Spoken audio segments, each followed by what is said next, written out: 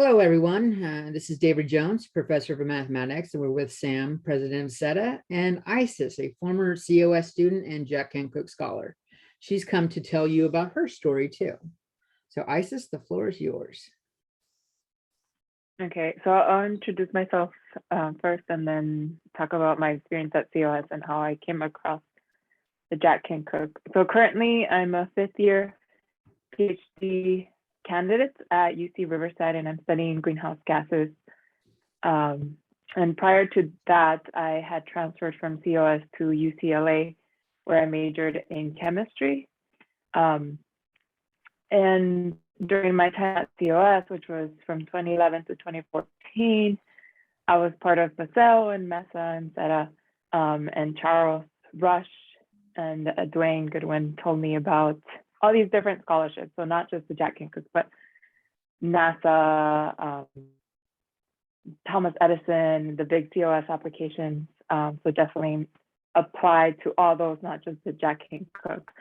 But the Jack Kent Cooke seemed to be the biggest one, and it is still the biggest transfer scholarship in the nation.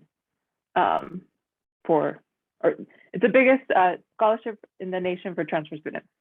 And it's a need-based scholarship, so meaning like if you need a certain amount, they will give it to you, but it is capped at a certain amount. So the process is David Jones said it has changed over time. So I'll first explain my experience and then you'll hear his. But my experience was an online application, and there was a two-part application, or 2 rounds. You had to pass the first round to get to the second round. And the first round involved about 7 or 8 short answers. And then the second round was 2 short essays. And one, I was just reading it, it was write about a news article in your community and use some sort of comic or humor or like spice it up. So that was one of the questions. And then the second question was write about your experience and your goals. So, but they were short. So it was like, it was condense it and summarize your experience and how that has led to your goals. So that was round 2. And then the way I found out was one day I was in the organic chemistry lab and people came with, I think it was balloons or something, and we were all confused. And then they're like, congratulations. So that's how I found out, which was great because that meant that I could afford to go to any UC of my choice. So yeah, definitely apply. You get to meet amazing people, amazing goals and amazing experience. And they fly you out to Scholars Weekend once a year. The past few years, they haven't done it because of COVID, but I'm sure they'll bring it back. And I got to go 3 times to, I think it's Virginia, and just spend a whole weekend with scholars. And it's just amazing, I would say. It's been a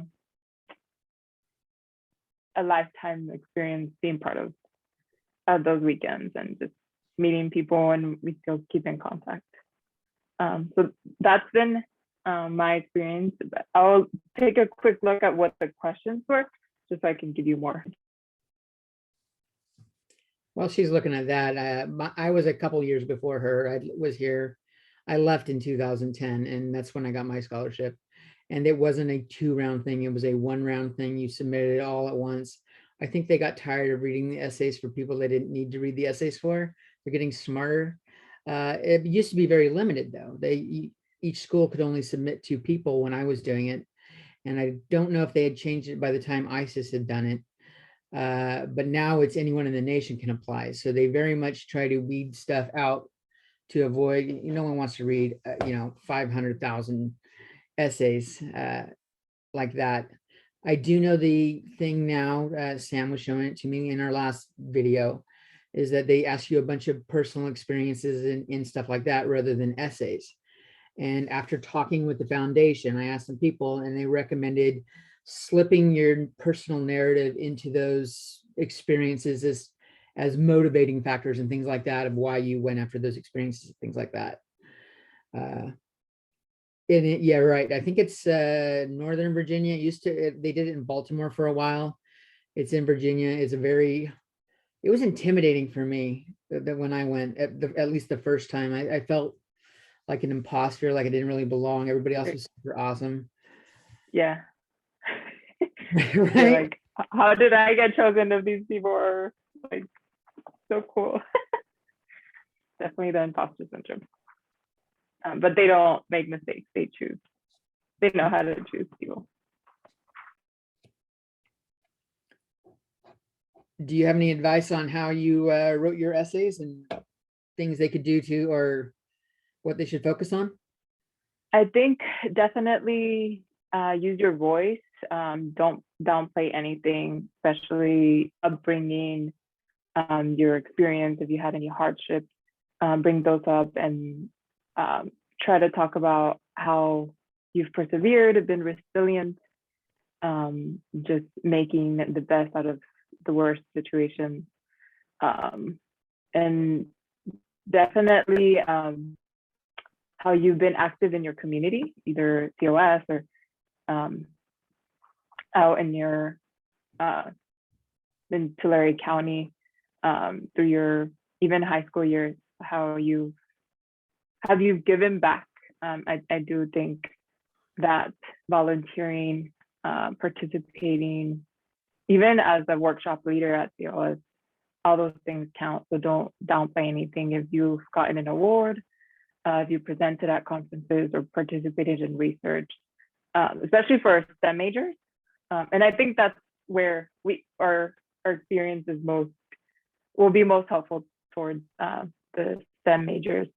If you're interested in research and becoming a scientist, how you've been active in your success. So if you want to become a doctor, have you been shadowing other people? Things like that. They want to see that you are doing something today to achieve your goals tomorrow. Yeah, I think that like highlighting those will really help students. Don't downplay anything, I would say. And it's hard because some of us think the little things we do don't matter, but they do.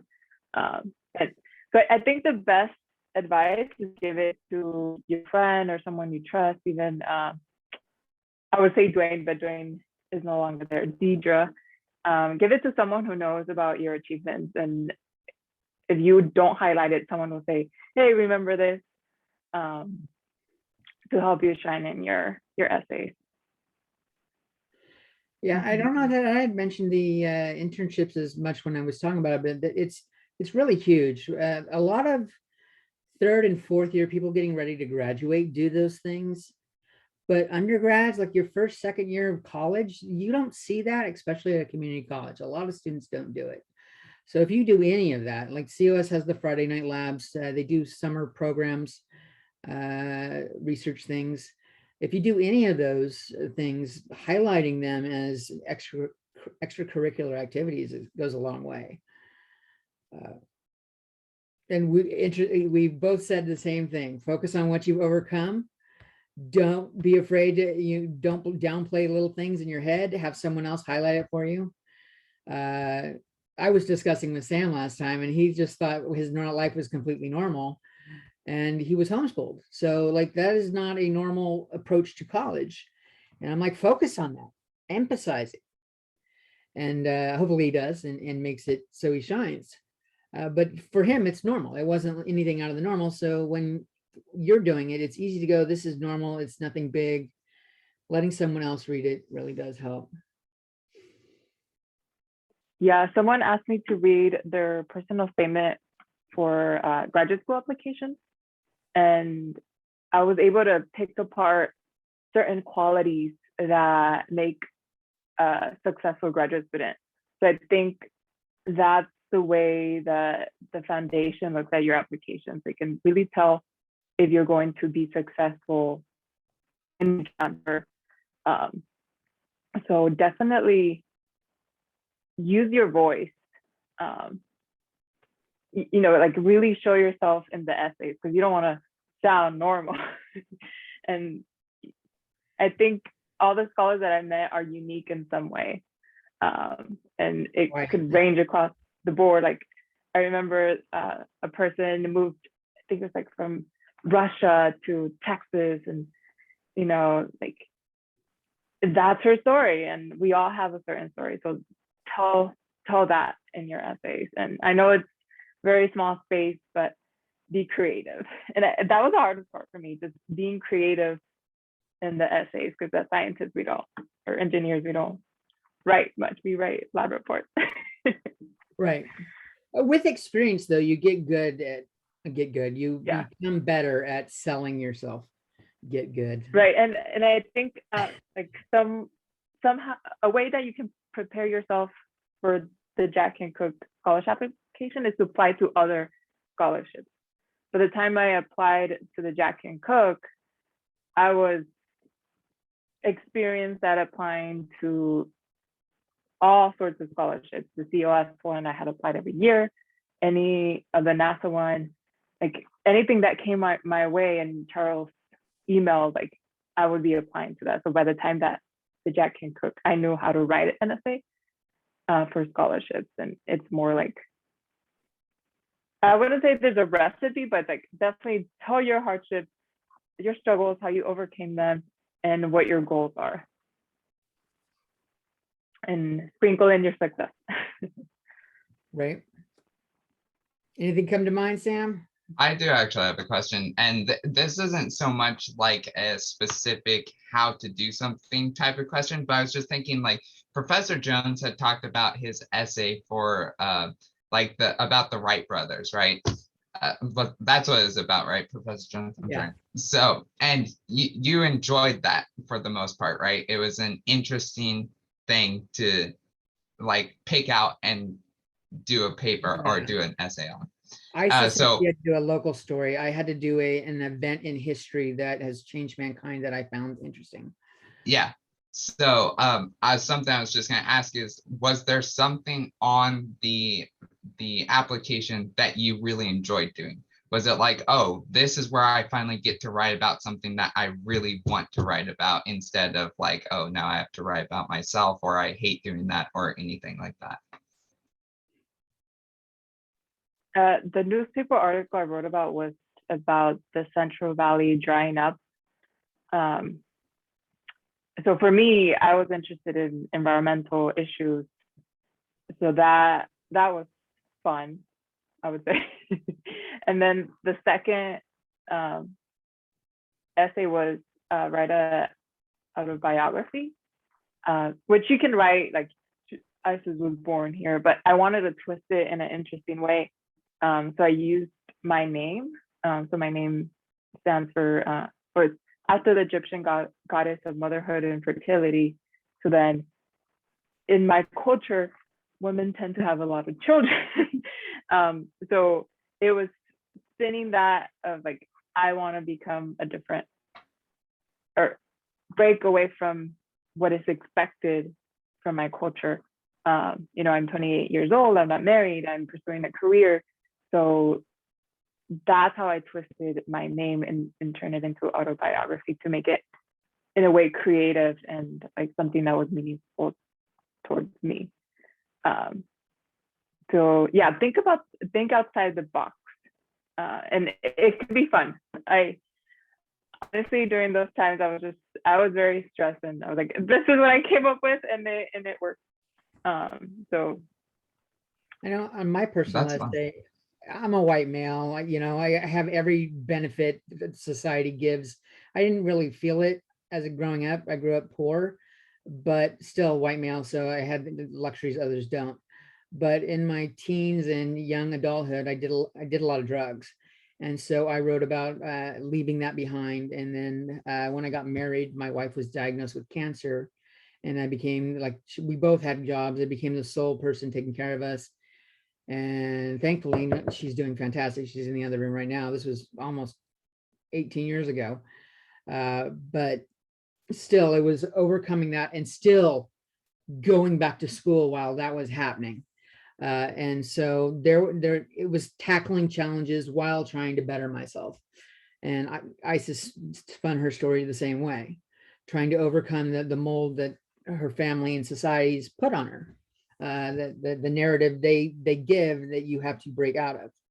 So there's lessons in there, completely different people, but the same guiding basis for the story. Like And it's overcome. having a lot of awareness of who you are, expectations from society, breaking away. If you're a first generation college student, mention that, low income, just anything that you understand of yourself and how you're trying to change that, and how you becoming educated or getting a college degree will help others. And I think really highlight that, like if you're coming from Tulare County, where a certain number of populations don't have degrees, like how you will inspire the next generation of scientists and engineers. If you want to become an educator, like mention all that of how your story will inspire others. I'm glad you brought up first generation. I know when I talked to Sam, I think I mentioned it to him after were done recording. A lot of students are first generation students and don't think anything of it. But you are the minority. If you are one of those students, you are a minority. A lot of people have had either parents or older siblings or something like that have walked this path already, and give them tips on how to, pick classes, see counselors. And if you are a first generation student, you're just coming in here with, I don't know what to do. When Sam was telling me when he came to college, he didn't have any idea what to do. I don't know if his parents went to college or not, but he didn't even know how to, study, because he came from homeschooling. So he didn't have that same background. So anything like that, whether you think it's remarkable or not, ask someone that's familiar with scholarships and how they work. And like Isa said, ask someone that knows you really well. And I recommend also someone that doesn't know you, so they can ask you questions and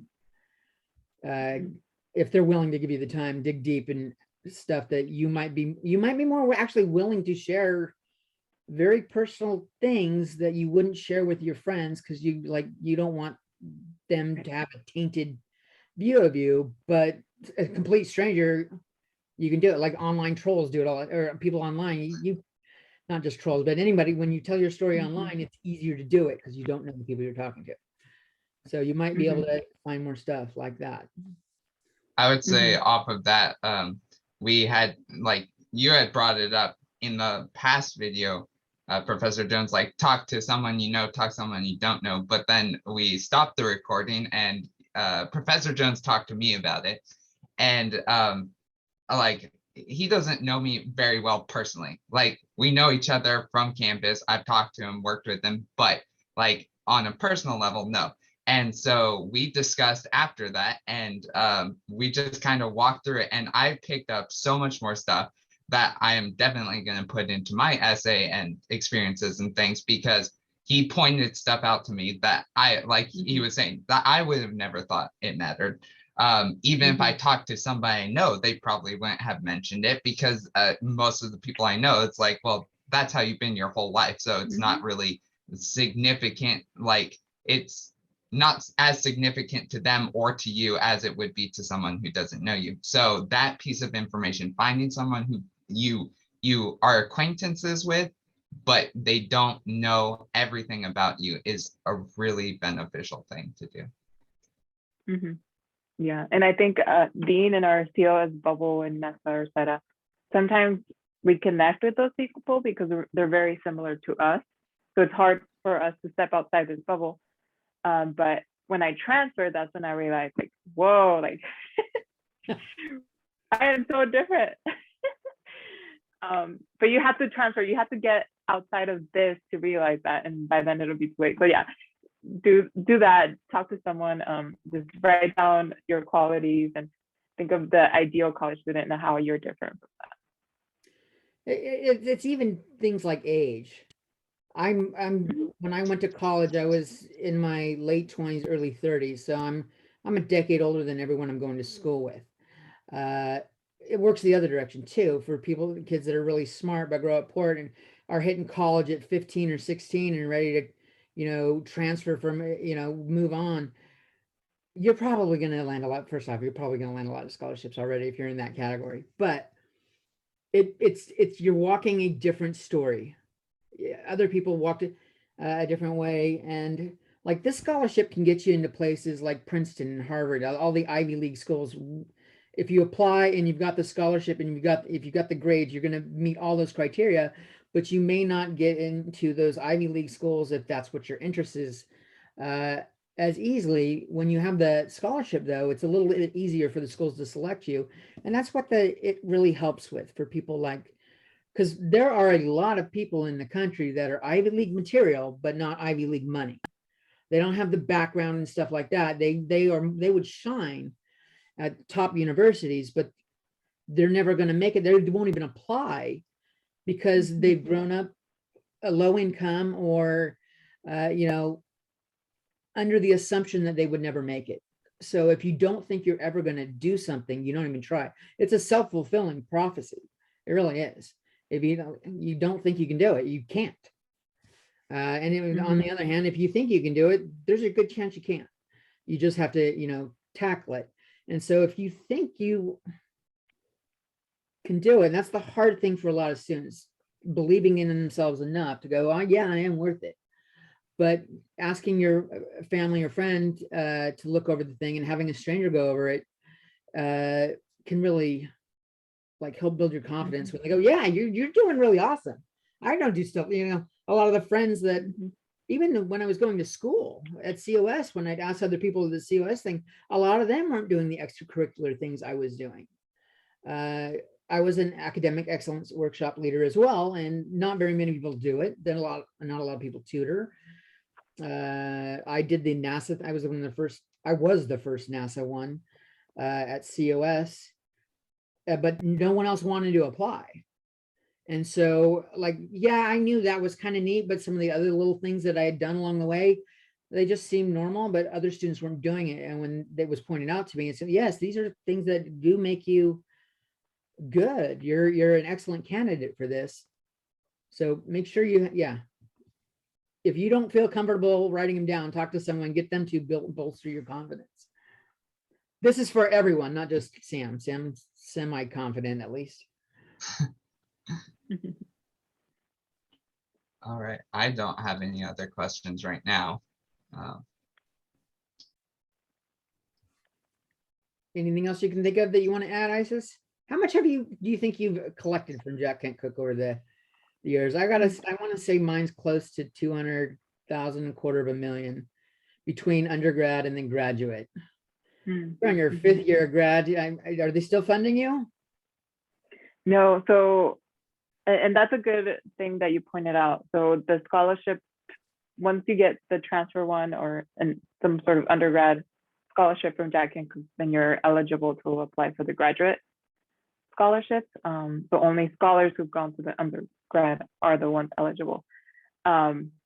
I didn't, because when I graduated, I had a low self-esteem because UCLA just slapped the heck out of me. So also, I felt like they wanted you to go to Oxford or Columbia. And I'm like, I just want to do research at a UC. I didn't apply, but like you said, if you don't apply, you won't get anything, right? But I think you can only apply before you get into graduate school. But in the sciences, there's a lot of scholarships, like the NSF, there's NASA one, Ford, Soros.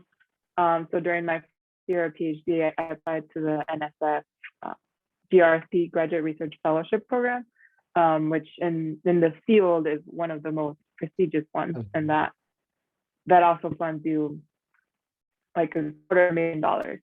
So even though I didn't apply for Jack Kent Cooke, you know, there's other ones. And I think that's Right. also some the students should take away from this. Like Jack Kent Cooke selects very few, but that doesn't mean you're not worth the scholarship. There's so many out there.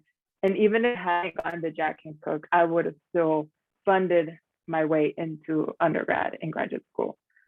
This is just one of the scholarships out there.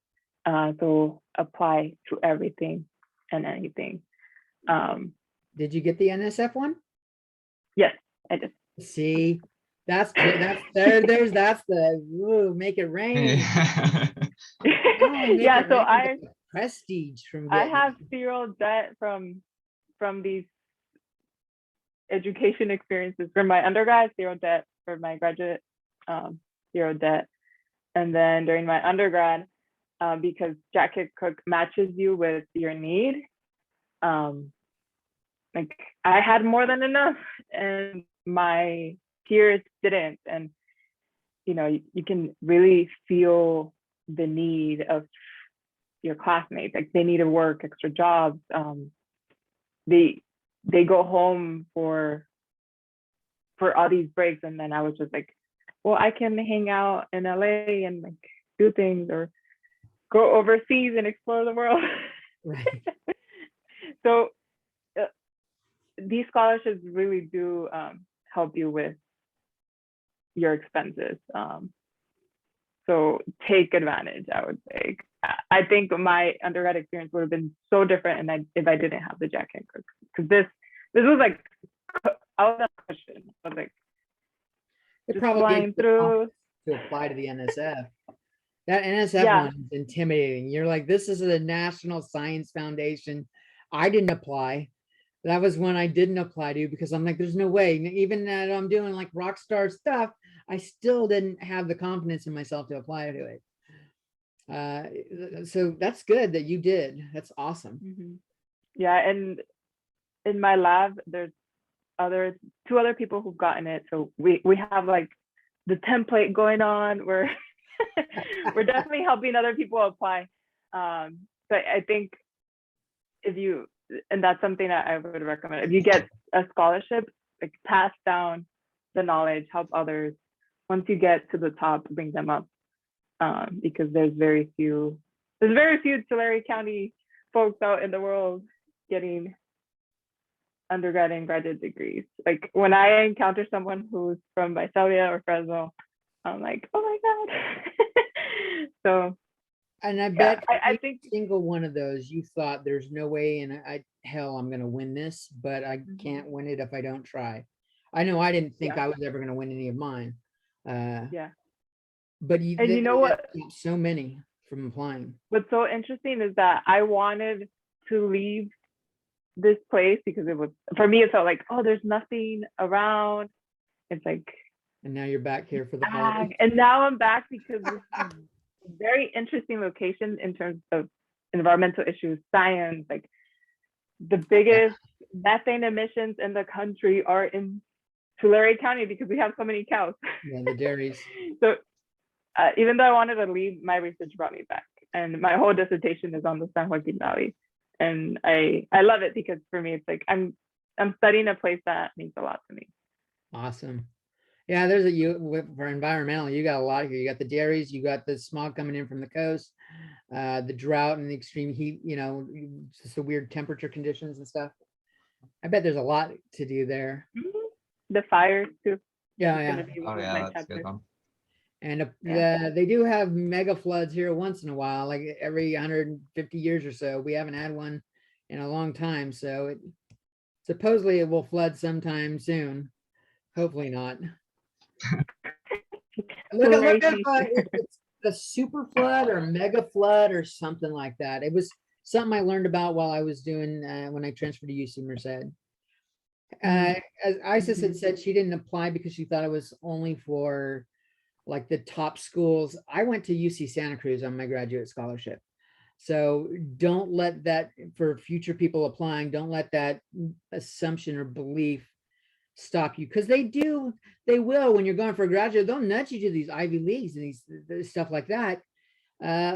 for a couple of reasons. They know your degree will be more prestigious for you and stuff like that. It will make getting jobs easier for you. When I graduated with a graduate degree from MIT, they're like, okay, here, how much do you want to make? But it also helps them like show that we've got a lot of scholars that go to the schools. So they do encourage going to that, but you're not restricted to doing it. Like even the undergraduate one, you don't need to go to an Ivy League. I went to UC Merced, the newest UC in the system, and not even many of my teachers wanted me to go there. They encouraged that I go to Berkeley, where I got into, but I didn't. Berkeley didn't interest me. Merced did, and they just paid the whole way. It makes it so much easier when you don't have to worry about work and stuff. Yeah, I think I think you're kind of alluding to making a choice of where you want to go to, and that should be up to the student, because every person has different values and things that are important to them. So for my graduate degree, everyone was pushing me, go to CU Boulder. And for me, I was like, no, I'm going to stay in California, because for me, family is very important. And, I had to, when I was getting ready to apply for graduate school, I was looking at, since I knew had a good chance of getting the graduate scholarship from Jack Kent Cooke, I was aiming for schools like Stanford and stuff. I even visited Stanford. I got something in my bedroom. It's a little like Rubik's Cube with Stanford on it, because I was interested in going there. And when one of my instructors, I didn't even do research with her. She was just an instructor at UC Merced that I took a couple classes with. She asked me where I was applying, and I said Stanford, and she knew what I wanted to study. She asked why, and I said, well, it's Stanford, hello. And she says, do you know anybody at Stanford at all? Do you know what they're working on? You should look at what they're working on at this school and see if you actually want to work with any of the instructors. Like, you might find that, yes, they are all super instructors, but they're not working on anything you're interested in. So it's really kind of hard to find an advisor when they're not doing what you're doing. So it can really, like, it changed the way I picked. That's how I ended up UC Santa Cruz. I was aiming for something. I had my eyes on the stars kind of thing. Yeah, something shiny. Right, something shiny. That's a good way of putting it. Something shiny. And turns out UC Santa Cruz was shiny for me. I didn't realize it. I was looking for other things. And once it was pointed out, that caused work. That's a lot of work.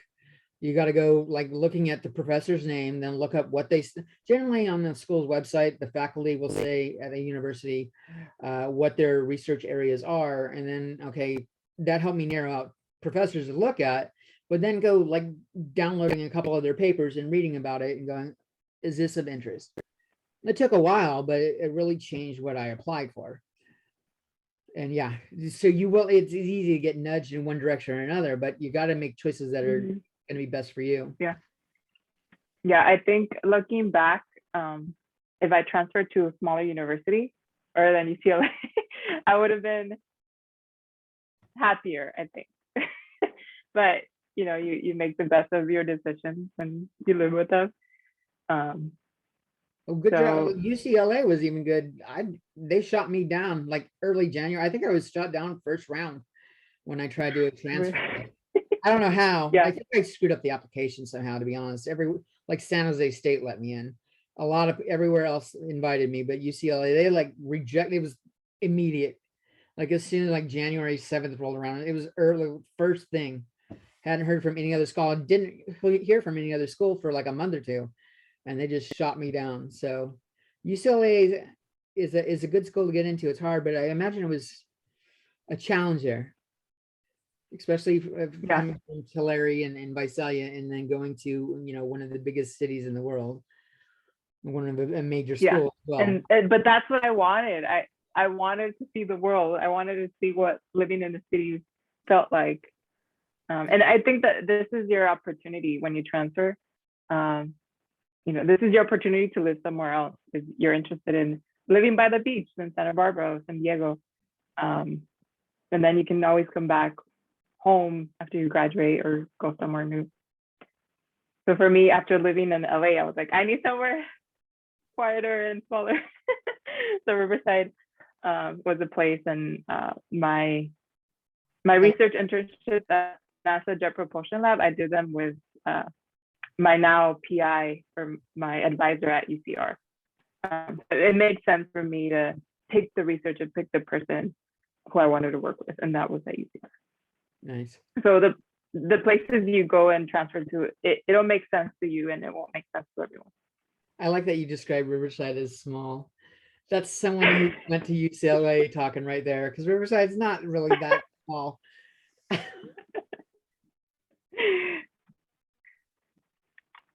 Well, any final thoughts? Sam, anything from you?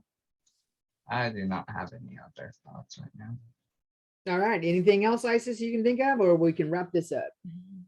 I think we can wrap it up, but just, apply to everything. This is one of the few scholarships you will be applying to, and keep applying. Even once you graduate from undergrad, there's more things to apply to. Awesome. Well, anybody, if you got any questions, be sure to, I'll be at the school for a while, still teaching. Sam will be moving on soon, hopefully with that Jack Kent Cooke Scholarship. But come ask me questions and I can help answer them. Take care. Same thing. You can find my email if you Google my name in UCR, then you'll find it. Okay, Cool. thanks. I'll stop recording now. Everyone.